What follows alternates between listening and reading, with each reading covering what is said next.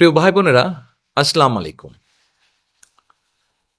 আজকে আপনাদের সামনে আমি হাজির হয়েছি আমার চিন্তা, ভাবনা, পরিকল্পনার একটি বিষয় নিয়ে আপনাদের সামনে তুলে ধরার জন্য। বিষয়টি কি? বিষয়টির সাথে শহরের মানুষ, গ্রামের মানুষ কোনো না কোনোভাবে প্রত্যেকেই কম বেশি জড়িত। চলুন তাহলে বিষয়টা কি তুলে ধরি আপনাদের কাছে। খুব লম্বা করব না, সংক্ষেপেই বলবো। আপনাদের নিশ্চয়ই যারা দেখছেন, তরুণ সমাজের সদস্য যারা আছেন দেখছেন, অথবা আমার বয়সী, মধ্যবয়সী থেকে শুরু করে যারা মুরব্বী আছেন, যারা দেখছেন, সকলেই নিশ্চয়ই শহীদ রাষ্ট্রপতি জিয়া রহমান, আমার বাবা, ওনাকে নিশ্চয়ই আপনারা চেনেন, জানেন। কেউ দেখেছেন, কেউ শুনেছেন, কেউ তার কথা পড়েছেন। আজকে ওনার একটি কাজের কথা আপনাদের সামনে তুলে ধরতে চাই আমি। কি সেই কাজ?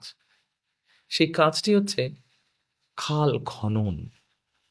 এখানে যারা মুরব্বী আছেন তাদের নিশ্চয়ই মনে আছে শহীদ জিয়া দেশে অনেকগুলো খাল খনন করেছিলেন, এবং খাল খনন করার ফলে কি হয়েছিল? দেশের বন্যা যেমন প্রতিরোধ করা গিয়েছিল, বন্যাকে নিয়ন্ত্রণ করা গিয়েছিল, একইভাবে এই খাল খননের ফলে গ্রাম অঞ্চলে বিভিন্ন জায়গায় যাদের পানির সমস্যা ছিল সেই মানুষগুলো পানি ব্যবহারের সুযোগ পেয়েছিল। এই খাল খনন করার ফলে কি হয়েছিল? খালের দুই পাড়ে সুন্দর সুন্দর করে ফলের গাছ লাগানো গিয়েছিল। এই খাল খনন করার ফলে কৃষকরা, যারা পানি পেতেন না তাদের ফসলের জন্য, সেই কৃষক ভাইয়েরা পানির সেচের সুবিধা পেয়েছেন। জি প্রিয় ভাই বোনেরা, আমি সেই খাল খননের কথা বলছি। আমি কিছু বিশেষজ্ঞ মানুষের সাথে আলাপ করেছি গত কয়েক বছর ধরে, যাদের অভিজ্ঞতা আছে, বিশেষজ্ঞ যাদের এক্সপার্টিস আছে পানির ব্যাপারে, এবং কতগুলো ভয়াবহ তথ্য পেয়েছি, ভয়াবহ খবর তাদের কাছ থেকে শুনেছি, জেনেছি এই পানির ব্যাপারে। তার সবগুলো না হলেও দু একটি কথা আপনাদের সামনে তুলে ধরি। আপনারা যারা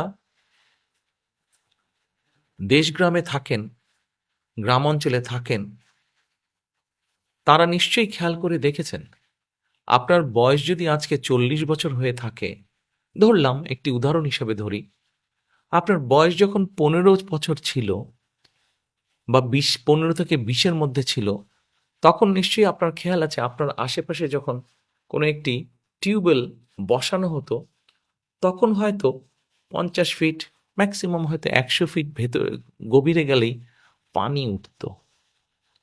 কিন্তু ঠিক সেই একই জায়গায় এখন হয়তো কয়েক শত ফিট ভেতরে গেলে তখন পানি উঠে।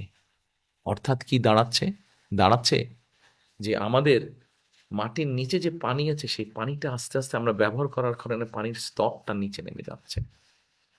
যারা আপনারা ঢাকা শহরে আছেন, সবগুলো শহরের কথা আমার মনে নেই, ঢাকা শহরের কথাটা আমার মনে আছে। যারা ঢাকা শহর আছেন তাদের জানার জন্য বলছি, এই ঢাকা শহরে আপনি যদি একটি টিউবওয়েল বসান এখন, আপনাকে মিনিমাম 600 থেকে 700 ফিটের মতন গভীরে যেতে হবে, তাহলে আপনি পানি পাবেন। আমি যে বয়সের কথা বললাম সেই বয়সের একটি ঘটনা আমার মনে আছে। সেই বয়সে আমরা তখন ঢাকার সেনানিবাসে থাকতাম। 25-30 ফিট ভেতরে গেলেই পানি, মাটির নিচে গেলেই পানি বুদবুদ করে বের হতো। অথচ আজকে সেই ঢাকা শহরে 600 ফিট গভীরে যেতে হয়, তাহলে পানি উঠে। অনেক ক্ষেত্রে তারও বেশি যেতে হয়। এতে গেল একটি বিষয়। আসেন এবার, কেন খাল খনন করা আরেকটি জরুরি কারণে প্রয়োজন, যেই কারণে শহীদ জিয়াও খাল খনন করেছিলেন। সেটি হচ্ছে এই যে দেখুন, বছরখানেক আগে আপনাদের নিশ্চয়ই প্রত্যেকের মনে আছে, নোয়াখালী, লক্ষ্মীপুর, ফেনী এই অঞ্চল জুড়ে হঠাৎ করে সীমান্তের ওপার থেকে পানি ছেড়ে দিল। হঠাৎ করে বানের পানি এসে সব ভাসিয়ে ফেলল। হাজারো লক্ষ মানুষের ঘর ভিটে সব ডুবে গেল। মাঠের ফসল সব নষ্ট হয়ে গেল। চিন্তা করে দেখুন, কত বিরাট একটি অঞ্চল। আমরা যদি কল্পনা করি একটি বড় পুকুর, কত বড় পুকুর আপনি কল্পনা করবেন? ধরেন একটি বড় পুকুর, যেই পুকুরটির আয়তন লক্ষ্মীপুর, ফেনী, নোয়াখালী ৩টি জেলার সমান। চিন্তা করতে পারেন কত বড় পুকুর? এই বড় পুকুরের গভীরতা যদি ধরেন ৭ ফুট গড়ে, তাহলে চিন্তা করেন ওই পুকুরে কতগুলো পানি, কি পরিমাণ পানি! এই পানিগুলো আসলো, মানুষের ঘর বাড়ি, সম্পত্তি, ফসল সব নষ্ট করে দিল। ২ সপ্তাহ পরে পানিগুলো চলে গেল সমুদ্রে। কিন্তু আমরা যদি দেশে খাল খনন করতে পারি, তাহলে দেখেন এইভাবে যখন পানি আসবে বর্ষার মৌসুমে, অথবা হঠাৎ করে সীমান্তের ওপার থেকে যদি পানি ছেড়ে দেয়, পানি আসলো অথবা অতিবৃষ্টি হলো, তখন এই পানিগুলো ওই খালে জমা হবে। ওই খালে জমা হলে কি হবে? দেখুন, ওই যে অত বড় পুকুরের একটা কথা বললাম, সেই পুকুরের পানিগুলো সব খালের ভিতরে চলে যাবে। মানুষের ঘর বাড়ি নষ্ট হবে না, জমির ফসলও নষ্ট হবে না, হাঁস মুরগি গরু ছাগল গবাদি পশুও নষ্ট হবে না। কিন্তু ওই পানিটাকে আমরা কাজে ব্যবহার করতে পারবো। কৃষাণ এই পানিটাকে ব্যবহার করতে পারবেন। ওই খালের দুপারে আমরা গাছ বপন করতে পারবো, গাছের চারা, ফলজ বৃক্ষ, ঔষধি বৃক্ষ বপন করতে পারবো। আমাদের নদীগুলোতে প্রয়োজন মতন খাল থেকে নিয়ে পানি ছেড়ে দিতে পারবো। আর ওই যে বললাম একটা গভীরতার বিষয়, যে আজ ৬০০ ফিট, কোনো জায়গায় ১০০০ ফিট নিচে গেলে পানি পাওয়া যায়। আস্তে আস্তে নিচের পানিগুলো যে খালি হয়ে গিয়েছিল, সেই পানিগুলো আস্তে আস্তে ভরতে শুরু করবে। তখন আমাদের যে বড় বড় আম গাছ, কাঁঠাল গাছ, লিচু গাছ, এরকম আরও যেগুলো ফল ফলাদির গাছ হোক অথবা ছায়া বৃক্ষই হোক না কেন, এই গাছগুলোর শিকড়গুলোকেও কষ্ট করতে হবে না, অত গভীরে যেতে হবে না বেঁচে থাকার জন্য, পানি পাওয়ার জন্য। আস্তে আস্তে বৃষ্টির পানি, নদীর পানি, খালের পানি মাটির ভেতরে যাবে এবং ধীরে ধীরে ওই যে যেই পানি আমরা হারিয়েছি, সেই পানিগুলো আস্তে আস্তে আবার মাটির ভিতরে সেই স্তর উপরে উঠতে থাকবে। সেজন্যই আমরা পরিকল্পনা নিয়েছি এই সকল কিছু চিন্তা করে, যাতে বন্যাকে নিয়ন্ত্রণ করা যায়, যাতে অতিবৃষ্টির সময় যে পানি আসবে, সেই পানিটিকে যাতে আমরা আমাদের প্রয়োজন মতন ব্যবহার করতে পারি, সেই পানি যাতে সমুদ্রে গিয়ে নষ্ট না হয়ে যায়। সেজন্যই আমরা খাল খনন করতে চাই, প্রিয় দেশবাসী। এবং আমাদের পরিকল্পনা আছে, ইনশাল্লাহ আপনাদের সমর্থনে, আল্লাহর রহমতে, আগামী নির্বাচনে ধানের শীষ জয়যুক্ত হলে সারা বাংলাদেশে আমরা ২০,০০০ কিলোমিটার খাল খনন করতে চাই। ২০,০০০ কিলোমিটার খুব সহজ না, কাজটা বেশ কঠিন, কিন্তু আমরা সবাই মিলে যদি কোদাল ধরি, নিশ্চয়ই আমরা এই কাজটি করতে পারবো। এবার আসেন, খাল তো গেল, খালের পাশাপাশি এই খালের পানিকে যাতে আরো বৈজ্ঞানিক উপায়, পরিকল্পিত উপায়ে যাতে আমরা ব্যবহার করতে পারি, সেই জন্য কোনো কোনো জায়গায় কিছু কিছু ব্যারেজ নির্মাণ করতে হতে পারে, আমাদের করতেই হবে আসলে। যেমন ধরেন পদ্মা ব্যারেজ, যেমন তিস্তা ব্যারেজ। এই ব্যারেজগুলো আমাদেরকে নির্মাণ করতে হবে। এই ব্যারেজগুলো যখন আমরা নির্মাণ করব, দেখবেন এর আশেপাশেই কত মানুষের ফসল, জমি, এগুলো সব গড়ে উঠবে, উৎপাদন বাড়বে, মানুষের কর্মসংস্থান বাড়বে। এবার আসেন প্রিয় ভাই বোনেরা, আপনাদের সামনে আমার আরেকটি পরিকল্পনার কথা বলি। আজকে ধরেন কারো বয়স ৪০, কারো বয়স ৫০, কারো বয়স ৬০। আপনার বয়স যখন ২০ বছর ছিল, চিন্তা করে দেখুন তো, আপনি তখন আপনার আশেপাশে যে পরিমাণ সবুজ দেখতেন, যে পরিমাণ গাছপালা দেখতেন, সেই বড় বট গাছটি, সেই বড় আম গাছটি, সেই বড় ঝাউ গাছটি, এমন গাছ কি আপনি এখন দেখতে পান? দেখতে কিন্তু আপনি পান না। সারা বাংলাদেশে গাছের সংখ্যা কেমন করে জানি কমেই যাচ্ছে, শুধু কমেই যাচ্ছে। কিন্তু এই গাছ যদি কমে যায়, তাহলে আমরাই বা বাঁচবো কেমন করে?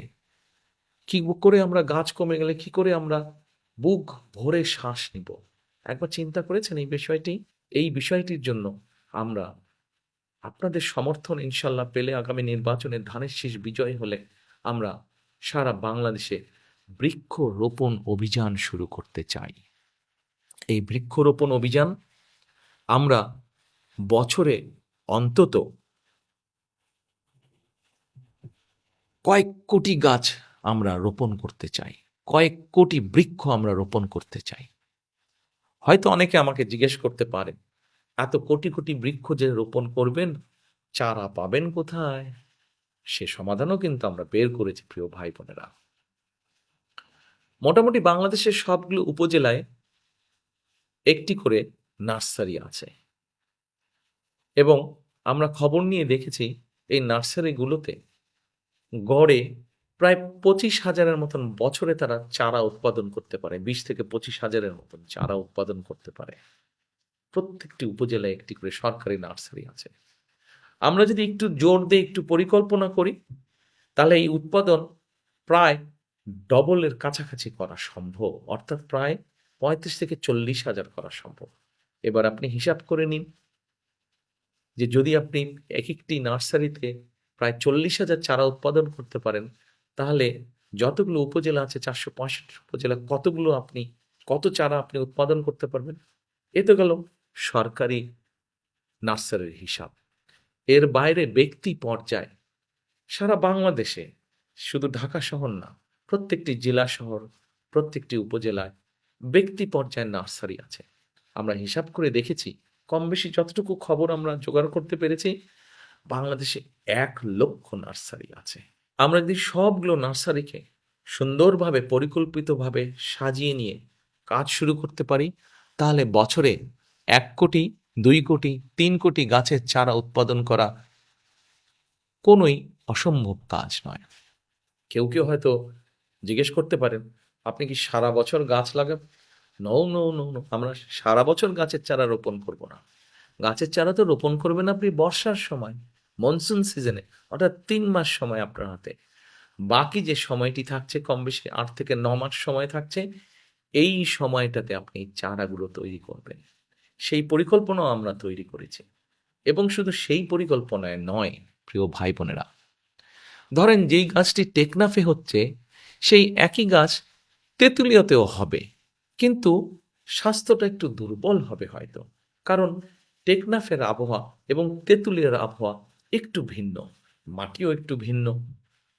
সেজন্য এরই ভিতরে আমরা পরিকল্পনা তৈরিও করেছি যে কোন এলাকাতে কোন গাছটা ভালো হবে। ঠিক নার্সারিগুলোকে পরিকল্পিতভাবে আমরা সেই টাইপের গাছগুলোকে, সেই ধরনের গাছের চারাগুলোই আমরা সেখানে উৎপাদন করব।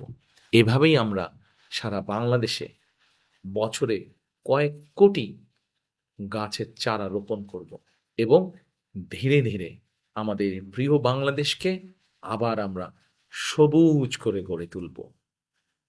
কাজটা কঠিন, কিন্তু আমরা সকলে মিলে যদি চেষ্টা করি, সকলে মিলে যদি আমরা একটি করে গাছ প্রতি বছর রোপণ করি, তাহলে অবশ্যই এই বাংলাদেশ সবুজ বাংলাদেশে পরিণত হবে।